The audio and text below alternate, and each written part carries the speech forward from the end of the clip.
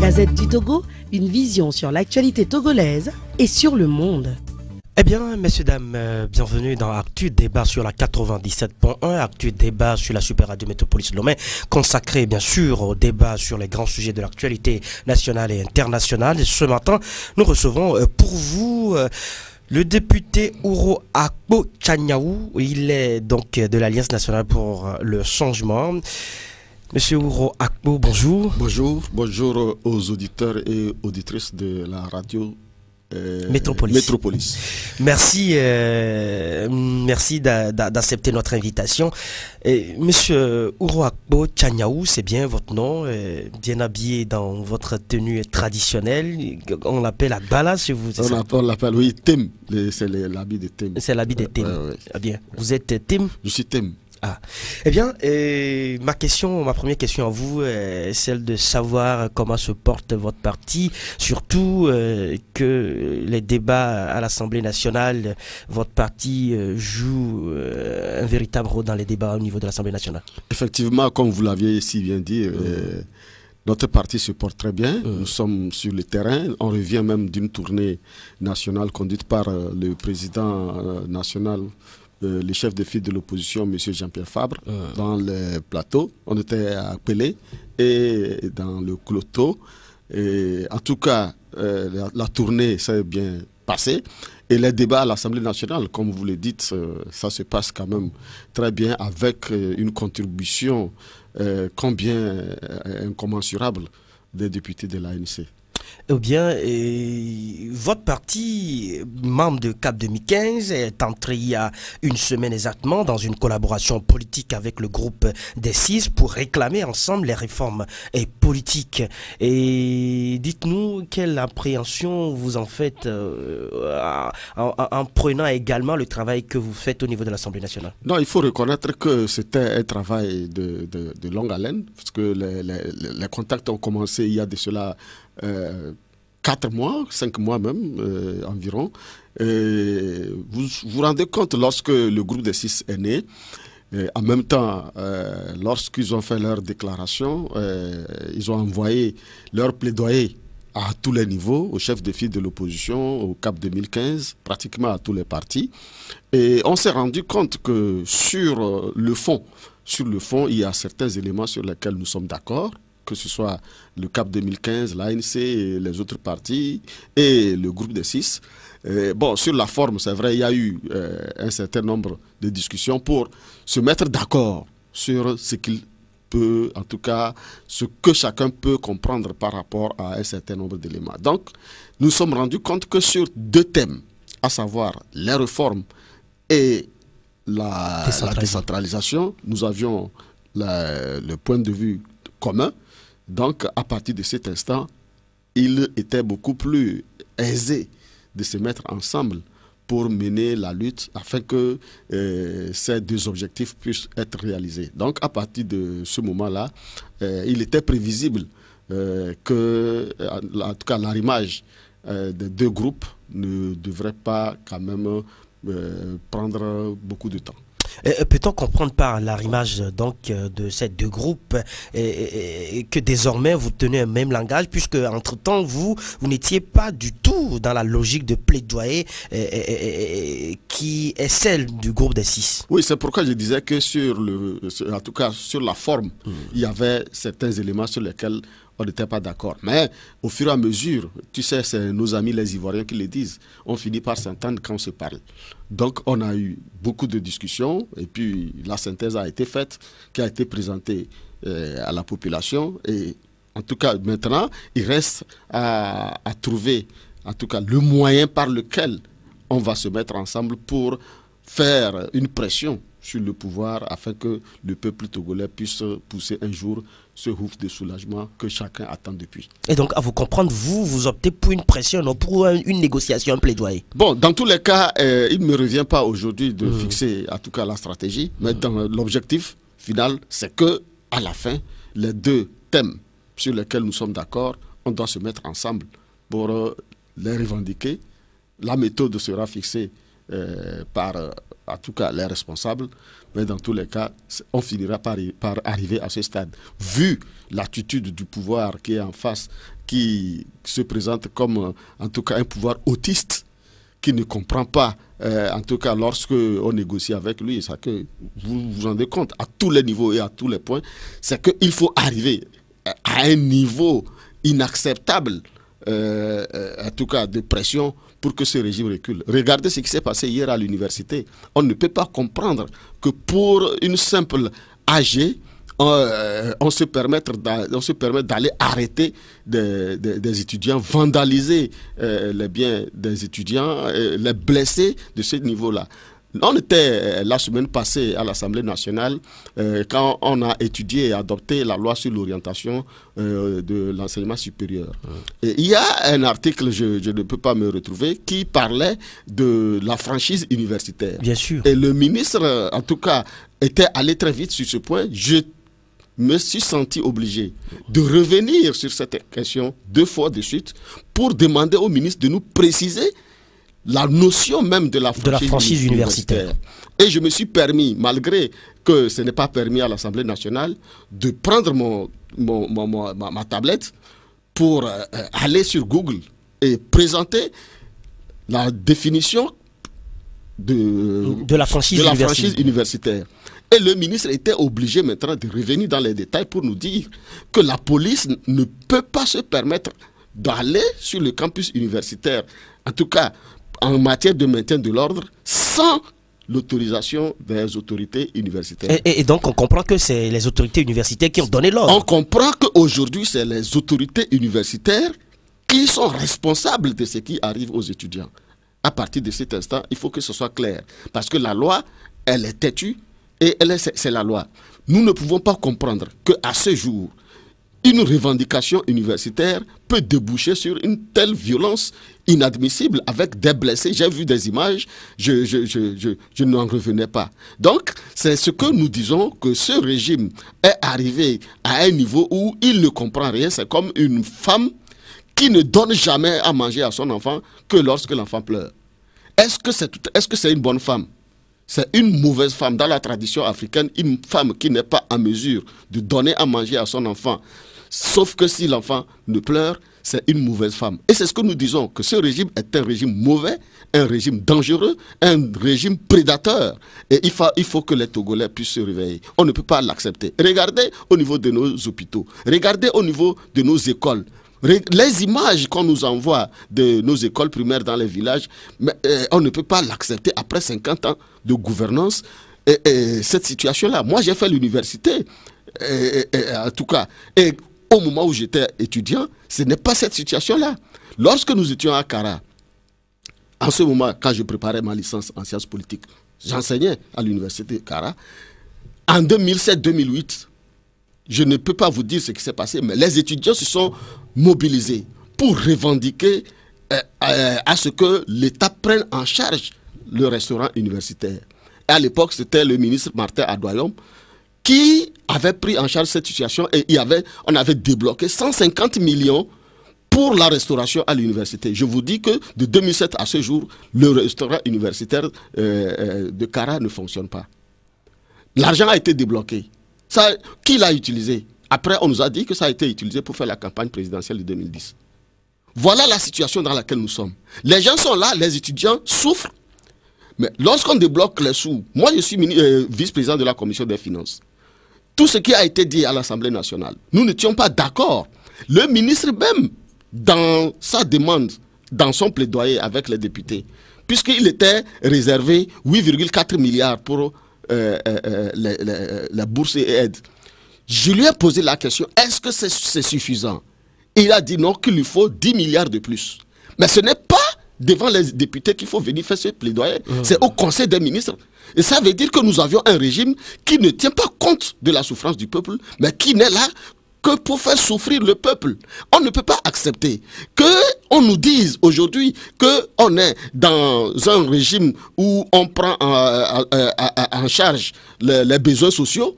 On dit que c'est quoi social, je dis que c'est un mot dévergondé, je ne l'aime même pas.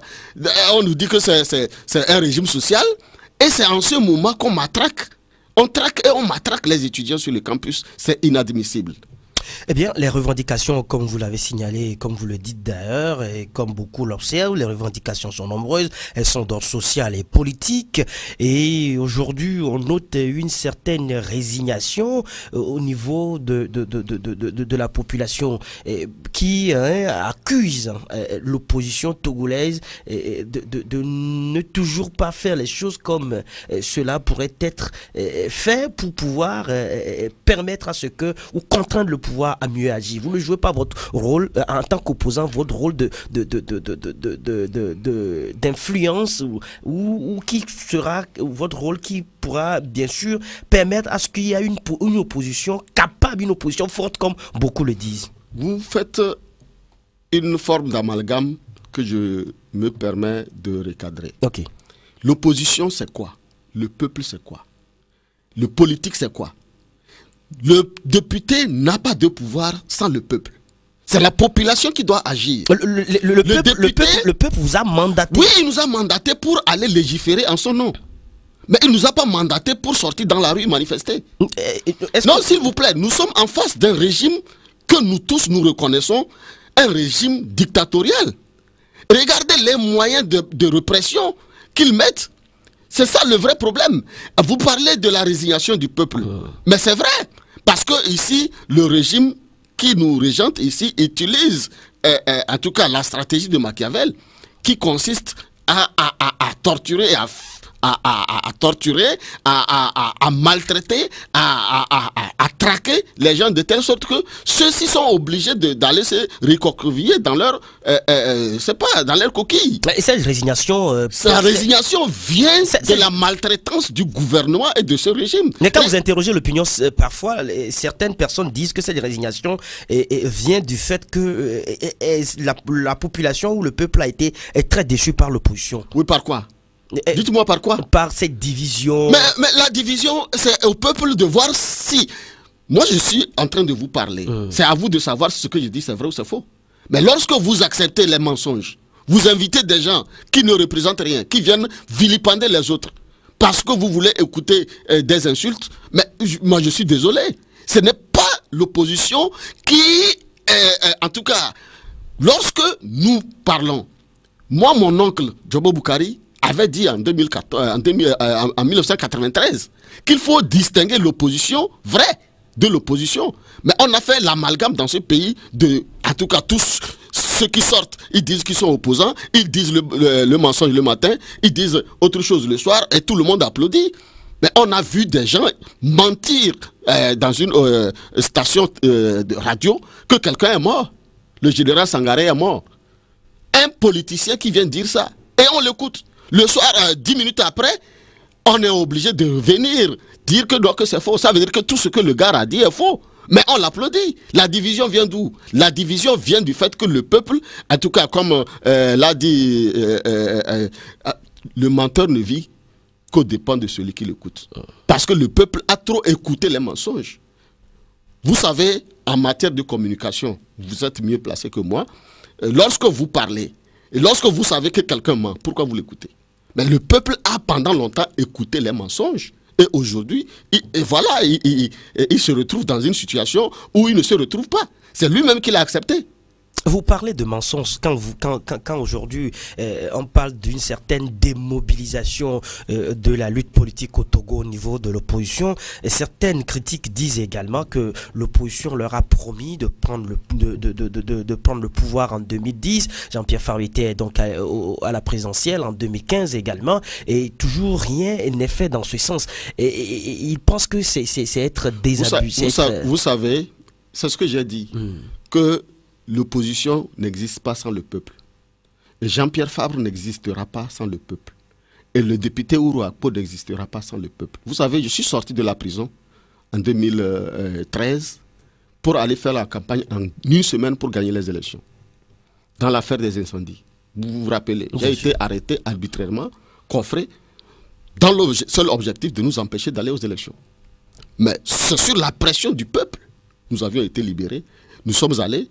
Et le peuple a accepté parce qu'ils reconnaissent en nous, parce que le peuple reconnaît en nous une certaine capacité pour les défendre.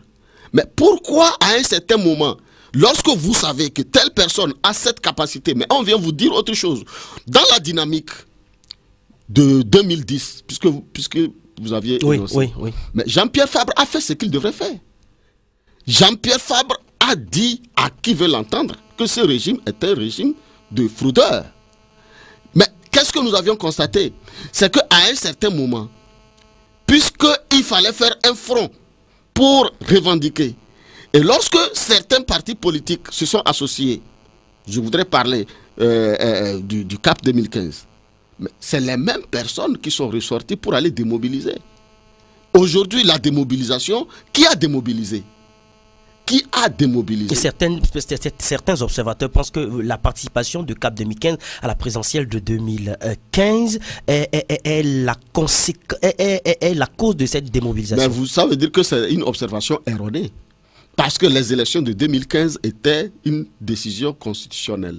Personne ne peut se dérober. Un parti politique qui se crée, c'est pour concourir aux élections. Il faut... Est-ce que les conditions... on ne parle pas de conditions pour les élections. La Constitution a fixé le moment. Le président de la République est élu pour un mandat de 5 ans. Lorsque les 5 ans finissent, il faut aller aux élections. Et on ne demande pas si les conditions... Maintenant, c'est au peuple d'exiger les conditions. Ce n'est pas à Jean-Pierre Fabre. Et dans tous les cas, vous savez, vous voulez m'obliger à dire des choses. Chaque parti politique a sa stratégie. Nous étions allés aux élections de 2015 avec un plan A, un plan B et un plan C. On savait ce qui allait se passer. Et on s'était préparé à l'avance. Mais malheureusement... Donc aucun des plans n'a marché puisque vous n'avez pas... Mais puisqu'il y a eu des comportements pour saboter les plans. Parce que au sein de l'opposition. Ceux qui étaient avec nous savaient là où on allait. Mais ils sont sortis pour saboter le plan. Le plan A, c'était quoi? C'est qu'on doit se mobiliser pour obtenir les réformes. C'est ce qui a commencé depuis 2013. Vous vous rappelez, en 2013, l'ANC a failli ne pas aller aux élections législatives. Et à défaut, qu'est-ce qui était dit? À défaut, c'était que, en présence de Monseigneur Bariga et de l'ambassadeur des États-Unis, M. Bawara, représentant le gouvernement, avait promis qu'après les élections de 2013, il devrait y avoir des réformes. Et c'était un engagement qui avait été pris devant la communauté internationale. Et sur la base de cet engagement, l'ANC s'est pliée. Et on est allé aux élections de 2013. Quand on est sorti des élections de 2013, on a changé Bawara. Et c'est un autre qui est arrivé. Non, je pense, non. Et Bawara a changé de langage pour nous dire que ce qui avait été prévu, par exemple, pour ce qui concerne la décentralisation, la loi de 2007 n'est pas applicable, qu'il faut modifier, et il a mis un autre comité en place pour perdre le temps. Mais nous étions devant le fait accompli. Voilà comment ils nous ont traînés jusqu'aux élections de 2015. Et le plan B, c'était que, bon, au cas où on n'arrive pas à obtenir les réformes, il fallait maintenant se mettre ensemble pour trouver un candidat unique. C'est ce qui nous a amenés au conclave. Vous êtes chrétien, je pense. Vous savez ce que c'est que le conclave. Il y a deux mots il y a le conclave et le concile qui ont la même racine. N'est-ce pas? C'est une réunion de haut niveau. Mais le concile, c'est lorsqu'on veut faire des réformes. Mais le conclave, c'est lorsqu'on veut désigner le pape. Et dans le cadre de l'opposition, en ce moment-là, c'était 3 mois de discussion pour désigner le pape qui était le candidat unique de l'opposition. Mais au moment où on s'apprêtait à désigner le candidat unique de l'opposition, ceux qui se sont rendus compte qu'ils ne pouvaient pas, en tout cas, bénéficier du choix des autres, et vous avez vu comment ils ont battu en retraite pour vilipender les autres. Voilà comment on a démobilisé. Ils disent que vous avez promis les réformes, vous avez mais ce n'est pas nous qui avions... Sans les réformes, vous n'iriez pas... Non, il ne faut pas faire de l'amalgame. Il ne faut pas faire de l'amalgame. Pas de réforme, pas d'élection. C'était avant 2013. Ça, c'était avec le CST. Et je vous ai expliqué comment on est passé de cette étape-là aux élections de 2013. En 2015 également, on pouvait lire sur vos banderoles. Pas du tout. En 2015, il n'y avait pas d'élection. En 2015, il n'y avait plus le CST. En 2015, il n'y avait plus le CST. Le CST s'est arrêté juste après les élections de 2013. En 2015, il n'y avait plus de CST. Donc, je reprends ma question. Il ne faut pas faire de l'amalgame. Mais je reprends ma question en ces termes. Qu'est-ce qui était la garantie pour vous quand vous alliez à la présidentielle de 2015? La garantie, c'était le peuple. Notre garantie, c'était le peuple. Et c'était le plan C. Le peuple? Oui.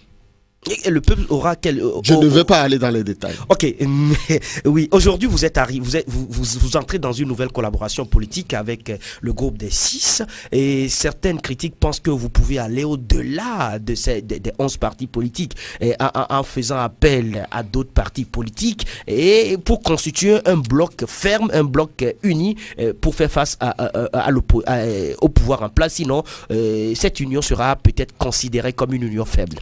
Tu sais, je vais répondre à cette question par un adage de chez nous qui dit... Un adage thème. Oui, qui dit, si vous avez été mordu une fois par le serpent, si vous faites mordre encore par le même serpent, c'est que vous êtes con. Vous savez, on m'a posé une question sur une chaîne de radio.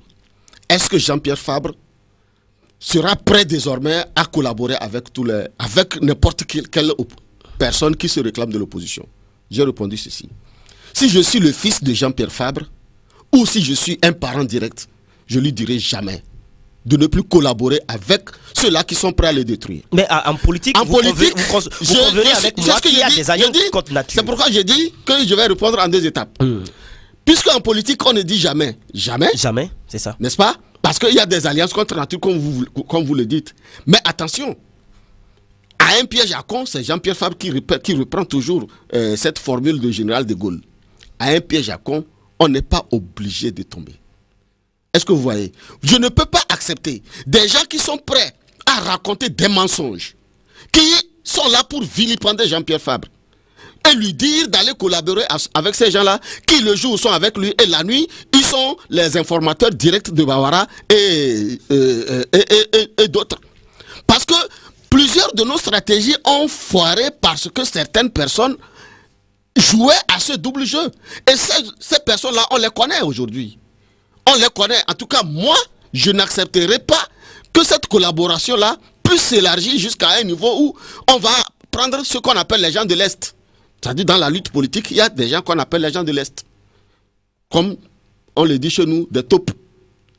Ils sont connus, ces gens-là sont connus. Et vous nous demandez de travailler pour encore retarder en tout cas la lutte. Non, nous disons au peuple de savoir distinguer en tout cas le vrai de l'ivraie.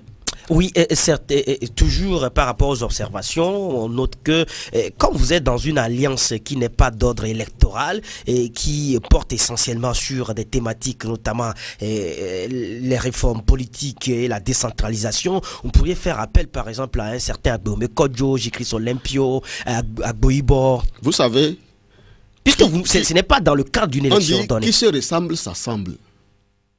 Ça, c'est-à-dire que c'est quelque chose qui est vieux. Qui se ressemble, s'assemble. Cette lutte pour les réformes est une lutte citoyenne. Et lorsqu'il c'est une lutte citoyenne, on n'a pas besoin d'aller appeler quelqu'un.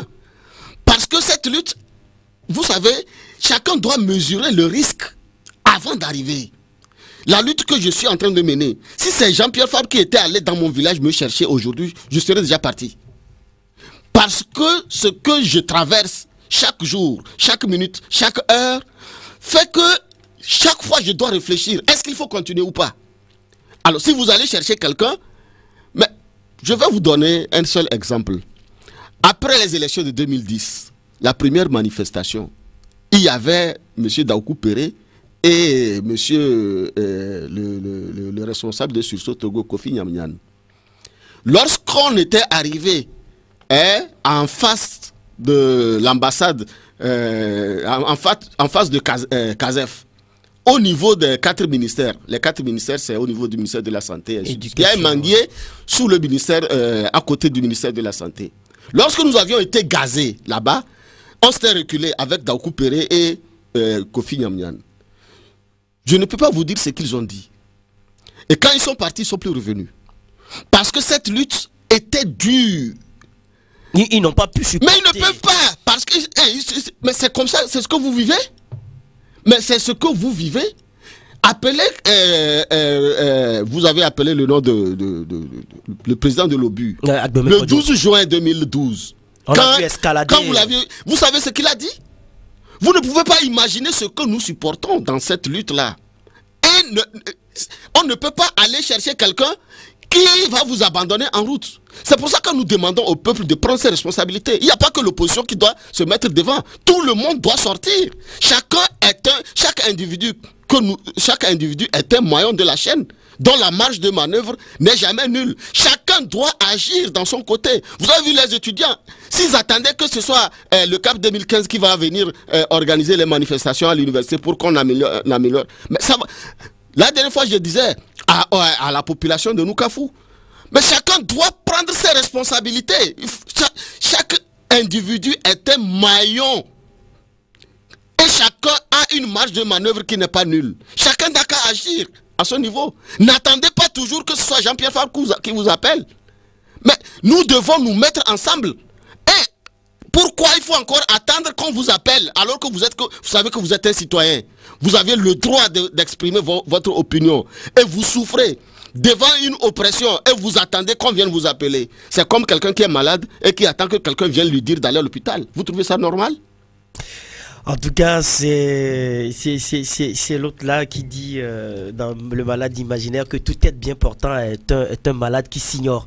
Ah ben bon, quand lui-même il sent qu'il est malade, aujourd'hui, tous les Togolais savent que la situation est difficile parce qu'elle a été créée par une minorité que le chef de l'État Faure Gnassingbé lui-même reconnaît. Qu'il y a une minorité qui s'est accaparée de toutes les richesses. Aujourd'hui, nous connaissons le visage de la minorité. Ah bien? Mais bien sûr, il faut lire. Vous êtes journaliste, non? Il faut lire la presse. Il faut lire la presse, écouter tout ce qui se passe. Même nos interpellations à l'Assemblée nationale. Il faut venir écouter. Il faut venir savoir. Quand un ministre peut venir à l'Assemblée nationale vous dire qu'on a débloqué 26 milliards et que l'opérateur a pris pour aller acheter des équipements qu'on ne voit pas. Et qu'aujourd'hui, la route Lomé-Vaughan-Enfoin est bloquée parce qu'on ne sait pas concrètement qu'est-ce qui se passe. Vous allez me dire qu'on ne connaît pas le visage de la minorité? Vous parlez de l'Assemblée nationale, bien sûr. Nous allons donc aborder le débat au niveau de l'Assemblée nationale. Et au premier point de cette collaboration politique entre le CAP 2015 et le groupe des 6, on parle de la mise en œuvre dès maintenant, bien sûr, c'est ce que dit par l'Assemblée nationale, des réformes urgentes ayant déjà fait l'objet d'un consensus, notamment la limitation du nombre de mandats présidentiels et le mode de scrutin pour les élections présidentielles et législatives. À l'Assemblée nationale, la semaine dernière, on sait que les débats au niveau de la commission des lois a donc été suspendu. Et hier ou avant-hier, Christophe Tchao, sur une radio de la place, disait qu'il ne s'agit pas d'un rejet de test, mais plutôt d'une proposition sage pour permettre à un autre test d'être soumis à l'Assemblée nationale. Et ce test doit venir de la commission de réflexion de Awa Nana. Je dis que c'est une autre farce du régime. Vous savez, ce régime nous a habitués à des farces. Vous savez, dans une république, tout est organisé autour de la loi. Et la loi se définit comme un code moral de la société. C'est l'expression même de la volonté générale. Et vous ne pouvez pas créer vous-même votre loi pour l'exercice. Ça veut dire que vous êtes un imposteur. Ce qui se passe à l'Assemblée nationale, c'est de l'imposture. On nous dit, le président de l'Assemblée nationale nous propose un ajournement par rapport à l'article 56 du règlement intérieur. Et l'article 56 ne parle pas d'ajournement de l'étude au fond. Allez vérifier le règlement intérieur de l'Assemblée nationale. L'article 56 dit ceci. C'est dans le titre, dans le chapitre 12. À l'article 56, on parle de demande d'ajournement et d'amendement. En priorité, dans l'ordre où elles figurent ci-dessous, sur toutes les propositions principales visant la question en discussion, la proposition tendant à, premier tiret, suspendre la séance, deuxième tiret, ajourner la séance à un jour ou une heure déterminée. Et déterminée a pris un mien. Ça veut dire que ici c'est par rapport à l'heure. Donc, ajourner la séance à un jour ou une heure déterminée. Troisième tiret, renvoyer une question à une commission. Quatrième tiret, remettre la discussion à un jour déterminé ou sine die. Et dernier tiret, introduire un amendement. Alors, alinéa 2. Après consultation de la plénière, le président statue sans débat sur toute proposition touchant la suspension ou simple ajournement de la séance. Ici, on parle de ajournement de la séance et non les débats au fond d'une loi qui est en étude en commission. Ça veut dire qu'ici, on est en train de faire ce qu'on appelle de l'amalgame. Et c'est de l'imposture qu'on ne peut pas accepter. Ici, c'est tous les travaux qui ont été ajournés. C'est tous les travaux qui et sont... Non la séance précise. Et non la séance. Ça veut dire que ici, c'est de l'imposture. Et rien n'a été prévu pour les séances à venir. Puisque là, on parle d'une heure précise. Une heure précise ou d'une journée. Ça veut dire qu'au cours d'un débat. Et c'est ce que la Cour constitutionnelle en tout cas, a fait comme proposition. Nous devons... C'est-à-dire que le consensus dont il parle ne peut pas empêcher la procédure d'adoption de la loi, mais sauf au niveau de la modalité. C'est-à-dire qu'au cours de la séance, si sur un article, il y a un débat difficile, un député peut proposer l'ajournement pour une journée ou pour une heure, pour concertation, peut-être parce qu'il y a des conciliambules pour revenir. Et ça s'est passé plusieurs fois. Lorsqu'on était en séance pour le choix d'un représentant à la HAC, il y a eu à un certain moment, c'est le député Kissi qui avait demandé l'ajournement du débat pour une heure. Et le président a statué et il a accepté. C'est de ça qu'il s'agit. Il ne s'agit pas de l'étude de la loi, de la proposition de loi ou d'un projet de loi au cours d'une commission. Ça, c'est une violation non seulement du règlement intérieur. C'est une mauvaise interprétation de ça. Non, ce n'est pas une mauvaise interprétation. Je vous dis que c'est une farce. C'est fait à dessein. C'est fait à dessein. C'est ce qui se passe avec la commission de réflexion créée par le chef de l'État. Cette commission n'a aucune base légale, quelque part, nulle part. Parce que les réformes aujourd'hui sont adossées à l'APG. Et de l'APG est née la CVJR. Et les recommandations de la CVJR sont claires. Il y a la recommandation numéro 5 et la recommandation numéro 8 qui parlent des réformes. Et c'est la recommandation numéro 5 seule qui parle des réformes constitutionnelles. Et la recommandation numéro 5 a précisé qu'il faut retourner à l'article 59 originel de la Constitution de 1992. Et qui dit que le président de la République est élu pour un mandat de 5 ans, renouvelable une seule fois, et qu'en aucun cas, nul ne peut exercer plus de 2 mandats. Ça, c'est l'article 59 originel de la Constitution de 1992. Mais qu'est-ce qu'on nous fait? Mais la recommandation numéro 8 parle des réformes institutionnelles. Parce que la CVJR a fait un diagnostic constatant que les Togolais ont un comportement grégaire, contrairement au comportement des Occidentaux qui sont des individualistes. Les Togolais ont un comportement grégaire communautaire. Donc, et que les institutions fonctionnent comme ça. Quand vous allez voir que dans une institution, je prends le ministère de l'administration territoriale par exemple, le ministre est de Sotoubois, vous allez voir que tous ceux qui sont autour de lui sont tous de Sotoubois. C'est un exemple. Et allez vérifier, vous allez constater que c'est vrai.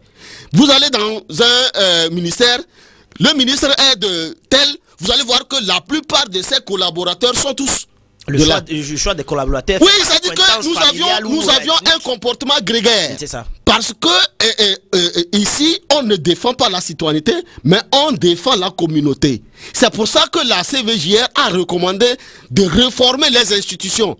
Et pour réformer ces institutions, la CVJR a recommandé qu'une réflexion soit organisée avec les intellectuels, les historiens, la société civile. Et c'est ça qui a conduit normalement à l'atelier de Ashkroun 2016. En réalité, l'atelier de Ashkroun devrait avoir pour objet d'analyser comment réformer les institutions. Et c'est ce que je salue la position de Monseigneur Bariga. Monseigneur Bariga est venu remettre les choses à leur place, que la CVJR n'a jamais parlé, pour ce qui concerne le Ashkroun, des réformes constitutionnelles. Donc, c'est comme ça qu'on nous fait des amalgames. On nous dit tantôt, vous avez vu qu'ils ont oublié la recommandation numéro 5. Maintenant, il prend la recommandation numéro 8 pour nous parler des réformes constitutionnelles, pour mettre en place une réflexion. Voilà pourquoi nous disons que ce régime est un régime de farceurs. Et on nous fait tourner autour, on laisse la loi, on prend autre chose, on se crée soi-même sa loi, et on veut l'appliquer, et nous disons que c'est de l'imposture. Et les Togolais doivent le refuser.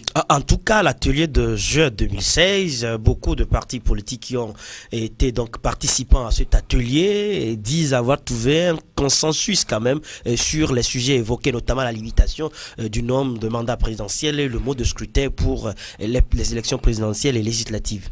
Nous, on s'attendait. Parce qu'on savait que c'était une farce. Et à la fin aujourd'hui, est-ce que vous aviez un document de recommandation de la télé de Ashkroun? C'est remis au chef de l'État. Vous l'avez vu? Non. Alors, ça veut dire que c'est une farce. Et aujourd'hui, est-ce que le chef de l'État l'a publié?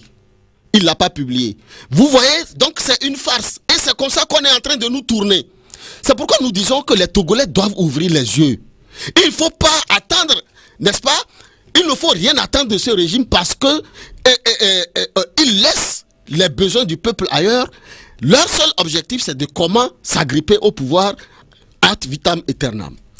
Et on sait que aujourd'hui l'accusation que vous portent les députés de l'UNIR ou le pouvoir UNIR, c'est que vous n'arrivez pas à arrimer avec eux le consensus dont ils parlent. Mais on leur a demandé, moi j'étais là quand M. Fabre posait la question à un responsable, une femme de haut niveau au niveau de l'Assemblée nationale.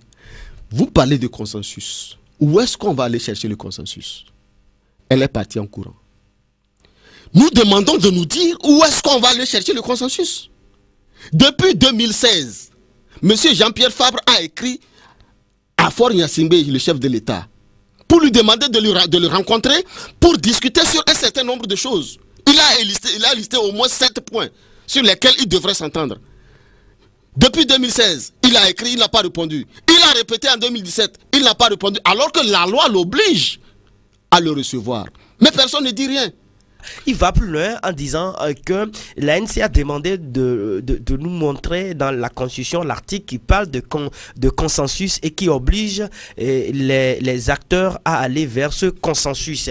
Il dit encore de façon paraphrasée que pour eux, la sage proposition, c'est de remettre le compteur à zéro. Vous savez, c'est pourquoi... Est-ce que vous êtes prêt à remettre le compteur à zéro? Non, écoutez, il n'y a même pas de compteur à mettre à zéro quelque part.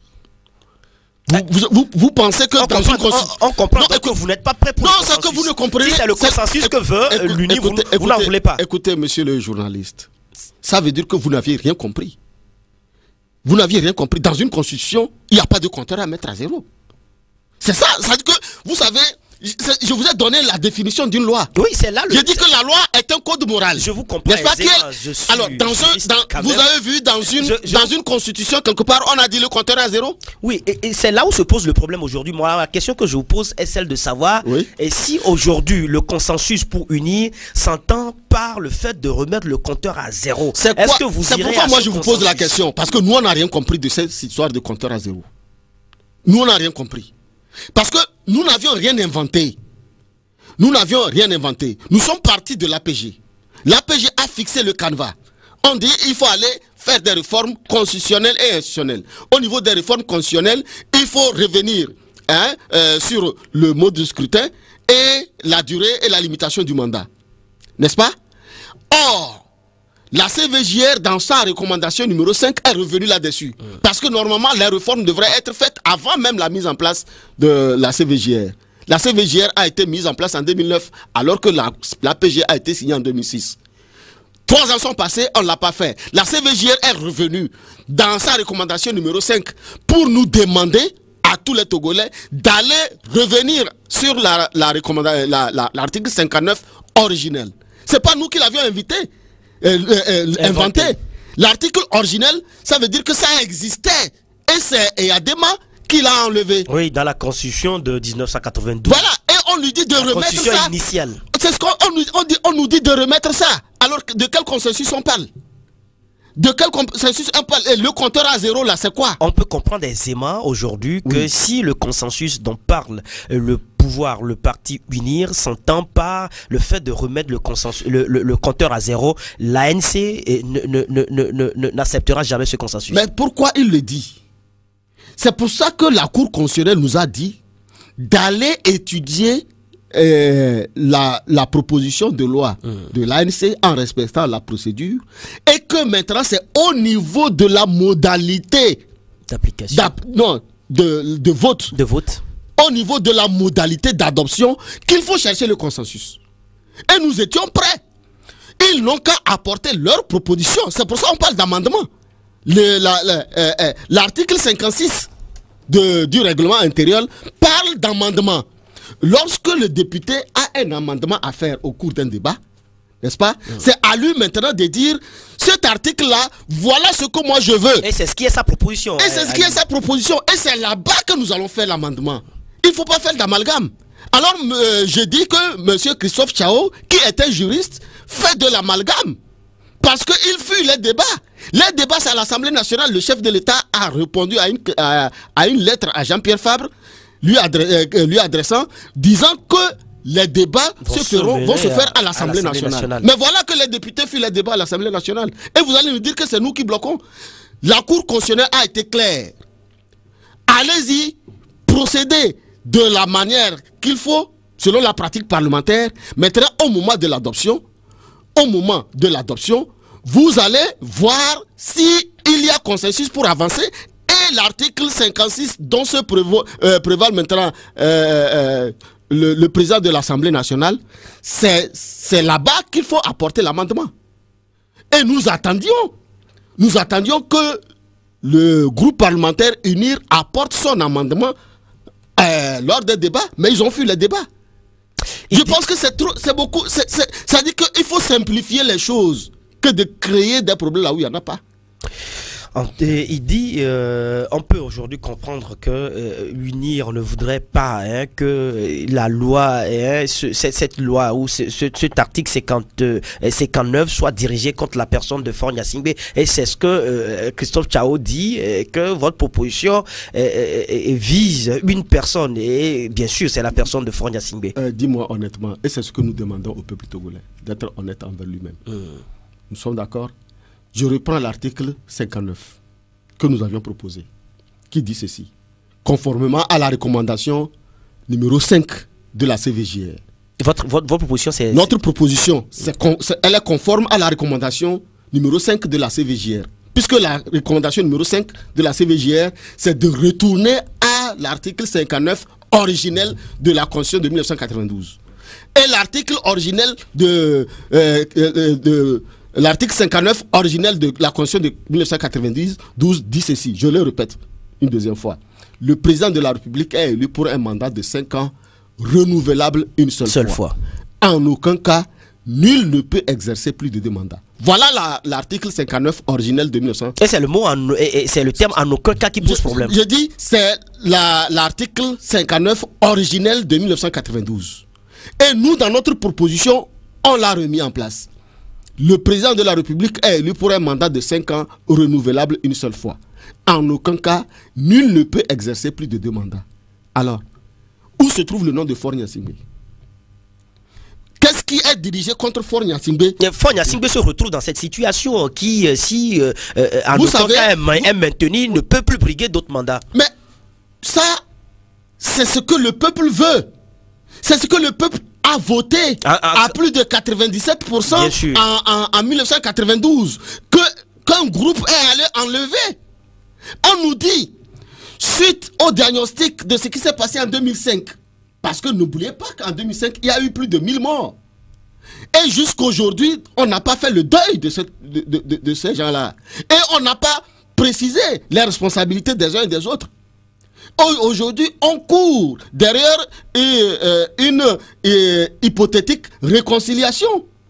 Et sur la base de tout cela, la CVJR dit, pour que cela ne se répète plus, pour donner une certaine garantie de non-répétition, ramener l'article 59 originel. C'est pour ça que le législateur avait prévu ça depuis 1992. Maintenant, qu'est-ce que nous avions fait comme mal dans cette histoire en respectant non seulement les diagnostics de la CVJR, mais de l'APG. Le consensus dont vous parlez a été obtenu même avant l'APG. C'était au niveau de l'accord cadre de Lomé.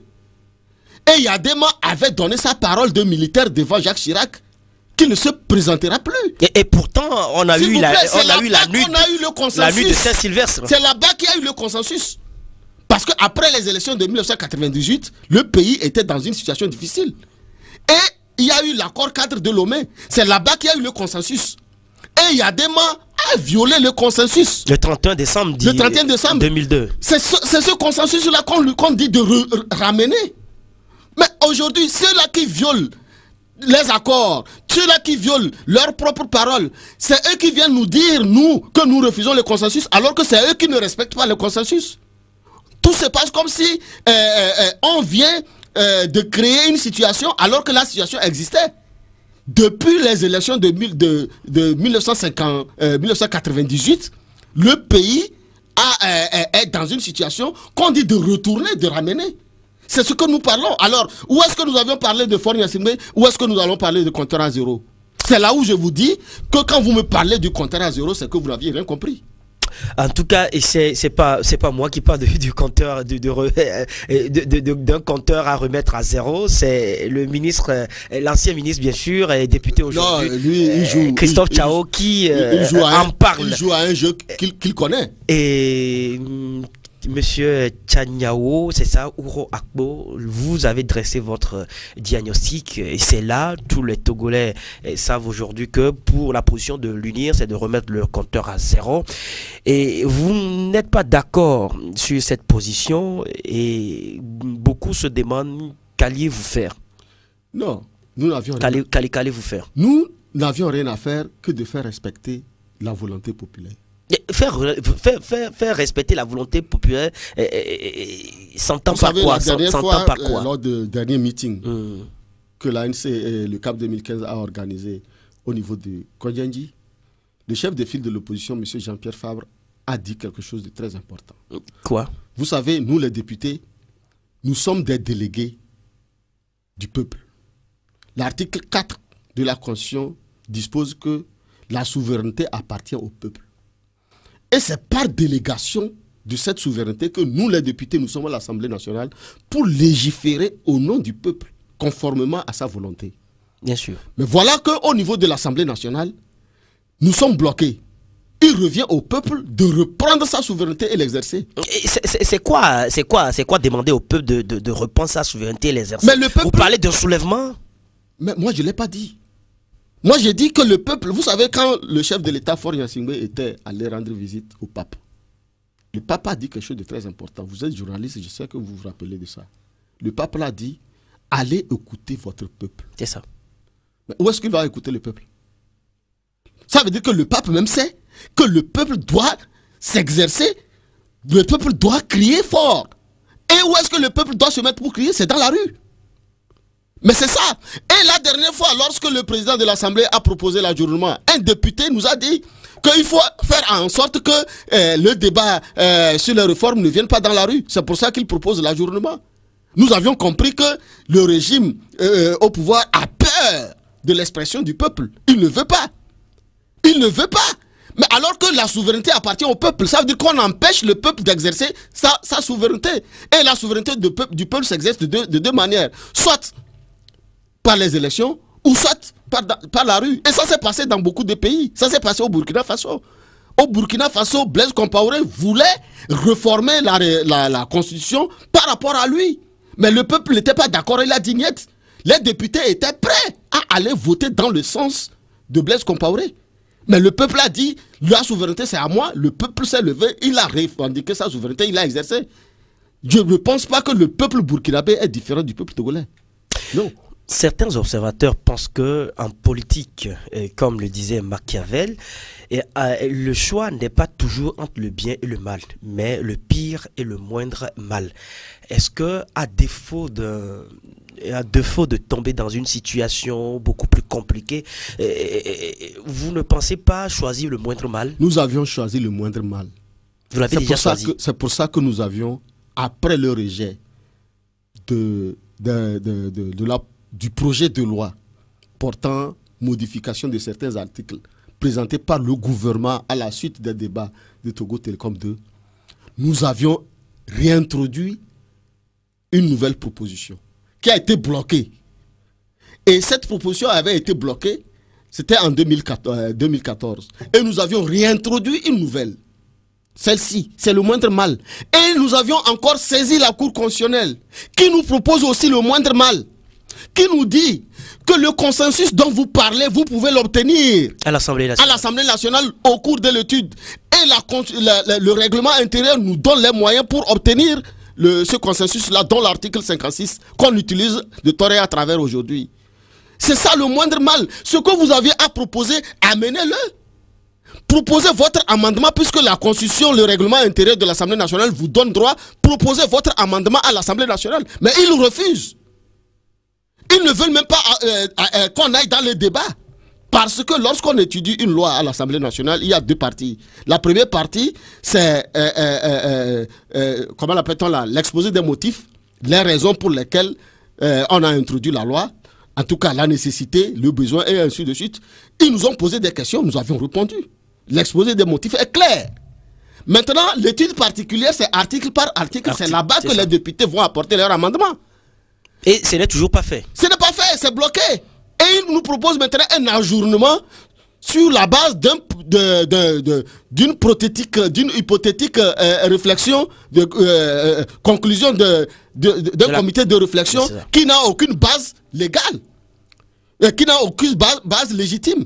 Parce que aujourd'hui, le chef de l'État viole la recommandation numéro 5. En mettant en place cette commission de réflexion, il viole la recommandation numéro 5 de la CVJR. Et il viole en même temps les dispositions de l'APG. Parce que nulle part dans l'APG, il n'était question de la mise en place d'une commission de réflexion pour la réforme constitutionnelle. Et nous disons que non, c'est là où il nous conduit au pire. Aujourd'hui, le RPT UNIR est en train de nous conduire au pire. Parce que ce qu'ils veulent proposer, c'est contre la volonté du peuple, pour l'intérêt d'une seule personne ou d'une famille. C'est pour ça que nous disons que le peuple doit prendre ses responsabilités. Nous avions choisi le moindre mal, apporter votre amendement à l'Assemblée nationale et tout le monde va apprécier. Mais ils ne le font pas. Même ce qu'il dit, que le compteur a 0, c'est quoi le compteur et c'est quoi 0 au niveau de ce compteur-là? Il n'a qu'à venir à l'Assemblée nationale nous le dire. Et nous le savons très bien, dans quelques mois ou dans les échéances électorales et sont donc pour les années à venir, 2018, pour les législatives, 2020 pour la présidentielle, sans obtenir les réformes. Est-ce que Jean-Pierre Fabre sera candidat? Est-ce que je suis Jean-Pierre Fabre? Est-ce que l'ANC sera candidat? L'ANC est un parti politique. Conformément à la charte des partis politiques, respecte son cahier de charges et en tout cas ce que la loi lui... L'ANC est un parti qui a été créé pour briguer à toutes les occasions électorales et prendre le pouvoir. C'est ça le premier principe. Maintenant, lorsque la situation va se présenter, en tant que responsable et humain, nous allons analyser. Je vous ai dit ici que Jean-Pierre Fabre, chaque fois nous rappelle cette formule du général de Gaulle. À un piège à con, on n'est pas obligé de tomber. Donc nous allons analyser. Pour le moment, on n'est pas encore là. Pour le moment, nous avions un seul objectif, c'est comment faire pour obtenir les réformes constitutionnelles et institutionnelles et aller dans le sens de la décentralisation consensuelle. Voilà l'objectif que se fixe l'ANC. Après, on avisera. Honorable député à l'Assemblée nationale, Ouro Akpo Tchanyaou, c'est ça? Oui. Si vous voulez, vous pouvez ajouter Nafiou. Nafiou, oui. Ma dernière question à vous, ou peut-être vous demander un mot de la fin, et pour exprimer peut-être les démarches à venir au niveau de votre parti politique ou de CAP 2015 et du groupe des 6. Non, il y a un programme au niveau du CAP 2015 avec le groupe des 6. Il y a un programme Aujourd'hui même, on apprend qu'à 11h30, le groupe des 6 et Cap 2015 vont rencontrer la conférence des évêques du Togo. Oui, vous savez que depuis un certain temps, la conférence des évêques du Togo a repris du poil de la bête parce qu'ils savent que le pays est en train d'aller dans le mur et qu'il faut en tout cas... Mais en même temps, vous les avez beaucoup accusés. Oui, on les a accusés parce que c'est un corps constitué. Au-delà de tout, c'est un corps constitué. Une autorité morale. Une autorité morale qui, écoutez, nous avions vu le rôle que Monseigneur Podjoro a joué, le rôle que les évêques ont joué au Congo, le Monseigneur Ntoumi, tout ça là. Donc, l'Église, même le Monseigneur Bariga a été, comment l'appelle-t-on là, en France, il a été, comment l'appelle-t-on là, décoré pour le travail qu'il a fait. Parce que ça veut dire qu'on reconnaît le travail et la décoration, ce n'était pas pour qu'il aille dormir, c'est pour qu'il avance encore. Et c'est pour ça qu'entre-temps, lorsque on a senti que ce n'était pas ça, on les a accusés. Mais aujourd'hui, nous pensons qu'ils sont dans le même sens que la volonté du peuple. Et nous pensons que le chef de l'État, qui a été, c'était la position lors de notre colloque dernièrement, on a constaté que ceux-là qui ont fait le collège Chaminade ou qui ont fréquenté dans les écoles confessionnelles, c'est eux qui violent la morale. Ils sont aujourd'hui à la tête du pays, des grandes institutions du pays. Les Chaminadois. Mais ils posent des actes qui sont à la limite, sont pervers.